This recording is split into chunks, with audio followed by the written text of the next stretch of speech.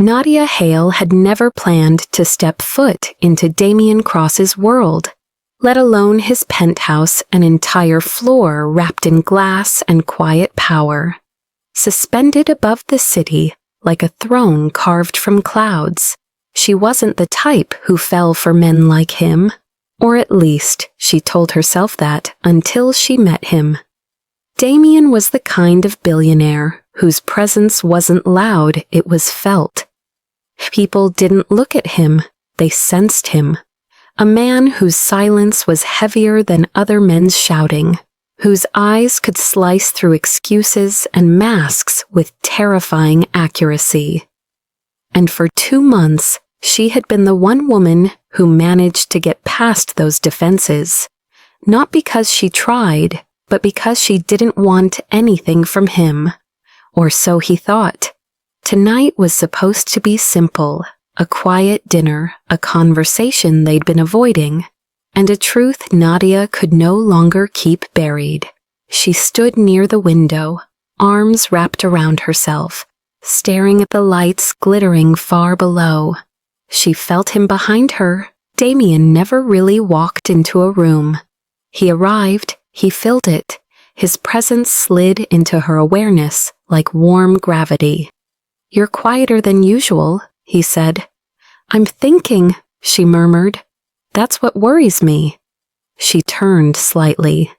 Damien stood there, hands in his pockets, black shirt undone at the collar, dark eyes filled with the same tension she'd seen in him all week. He'd been restless, pacing the penthouse late at night, staring at her when he thought she wasn't looking. He knew something was coming. She could feel it in him. She took a slow breath. "Damien, we need to talk." He stiffened. A man who negotiated billion-dollar deals without flinching, suddenly afraid of 11 simple words. "About what?" "About us." His jaw tightened. "Nadia, don't." "I have to." He walked past her, grabbing a glass from the bar, filling it with something amber and expensive. "If this is about pulling away again—" "It's not," she said. "It's about telling you the truth." He paused mid-pour. Slowly, he set the glass down. What truth? Her fingers trembled, not from fear of him, from fear of what the truth would do. "Damien, I wasn't supposed to meet you." His entire body stilled. Nadia forced herself to continue. "The night we first talked in that charity hall, I didn't end up there by coincidence." He didn't blink, didn't breathe. "You're telling me someone sent you?" His voice wasn't loud, but it cut through the air like a blade. "Yes," she whispered. "Someone asked me to get close to you." For a full 3 seconds, Damien didn't move. Then he stepped back, slow and measured, like a man absorbing a punch he never saw coming. "And you're telling me this now?" His voice was dangerously calm. "Because I didn't expect to feel anything for you," she whispered. "I didn't expect you to matter." He stared at her like she had just become a stranger. "Who?" he asked. She closed her eyes. "Damien, it's complicated." "Who?" he repeated, harder now. "Your brother." Silence, cold, suffocating silence. Damien's family was his scar, his greatest wound and his greatest enemy. And his brother Aiden Cross was the only man Damien refused to speak about. The only person he had banished from his life with no hesitation. "Why?" he asked. Nadia's throat tightened. "Aiden believed you were hiding something he needed to know. He told me you would never let him near you, that the only way was through you," Damien finished, voice flat. She nodded, her heart cracked open. "I never agreed to spy. I only agreed to let him introduce me at the event. That's all. I didn't know you'd be." She shook her head. "I didn't know I'd feel what I feel." Damien's face hardened into something cold, controlled, unreadable. The walls he kept around himself slammed shut, sealing her out completely. She could feel him slipping away inch by inch. "So what was I to you?" he said quietly. "A job? A target? A mission?" "No," she said, stepping toward him. "Damien, no. I stopped talking to Aiden the moment I realized—" "Get out." The words shattered the air. Nadia froze. "Damien, leave." He didn't shout. He didn't have to. His voice carried the weight of a man who'd been betrayed too many times. "Leave my penthouse, now." She felt her heart drop to the floor. He turned away from her, fists clenched. "I should have known. I should have known something this good couldn't have been real." "Damien, please," she whispered, tears burning behind her eyes. "I didn't come here to hurt you. I came to tell you because you deserve the truth. After lying for months, I didn't lie.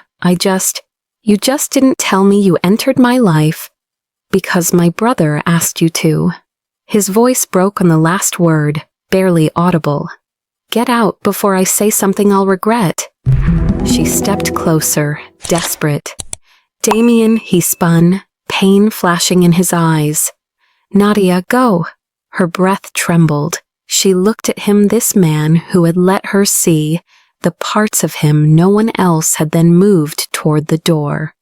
But halfway there, she stopped, because she hadn't revealed the part that mattered most, the part that would change everything. She turned, voice barely a whisper. "Damien, I didn't tell you the real reason Aiden wanted me close to you." Her throat tightened. "Because he said you weren't just hiding something." She took a breath. "He said you were in danger." Damien's entire body froze. Damien didn't move, not a blink, not a breath. The only sign he'd even heard her was the way his fingers curled slowly at his sides, as if bracing for a blow he hadn't anticipated.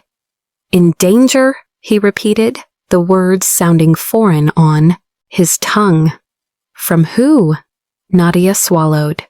"From someone inside your own circle, someone close enough to hurt you without ever being suspected." His jaw tightened. "Aiden said this?" "He didn't give me details," she said. "Just that there were files, movements, money shifting in places you wouldn't notice unless you were looking for it, and that someone was preparing to take everything from you." Damien laughed once, sharp, hollow, disbelieving, but the tremor in his voice betrayed him. "So now you're telling me you came here to protect me?" "No," she whispered. "I came here because I care about you. And that's why I couldn't let you stand there believing I used you." He turned away, pacing toward the window, hands on his hips as he stared out at the city he controlled. His reflection in the glass looked like a man learning the ground wasn't as solid as he'd always believed. Nadia stepped closer. "Damien, I didn't know who to trust. I didn't know if Aiden was lying, or if you were in danger, or if I was being used, but I knew what I felt with you was real." His voice was low. "You should have told me the moment he approached you." "I know," she said. "I was afraid." "Of me?" he asked, barely turning his head. "Of losing whatever this was." Her voice broke. "Of losing you." Silence stretched between them, painful, trembling, raw. Damien finally turned fully toward her. His expression wasn't angry anymore. It was hurt, deep, bone-level hurt. "You think I'm the kind of man who'd let someone I care about walk into danger alone?" She closed her eyes. "No, I think you're the kind of man who would burn the world down trying to save them." His breath caught. The truth hit him like a punch. For a long moment, neither of them moved. Then Damien's voice softened, trembling at the edges. "Nadia, why did you come here tonight? Truly. To tell you everything before it was too late. Too late for what? For you to hear it from someone else. He frowned. Someone else? She stepped closer. Aiden isn't the only one who knows, he said. Whoever's behind this is getting ready to make their move. And Damien. Her voice shook. He said it would happen soon. For the first time, fear flickered in his eyes. Real fear. He took a step toward her, not as a billionaire, not as a man defending himself, but as someone who finally understood she wasn't the threat, she was the warning. Nadia, he murmured, look at me. She did. His voice dropped to something raw. Do you still trust me? Her eyes softened. Yes, he exhaled shakily. Then don't leave. Her heart stuttered. Damien, I said things out of pain. He reached out, stopping just short of touching her.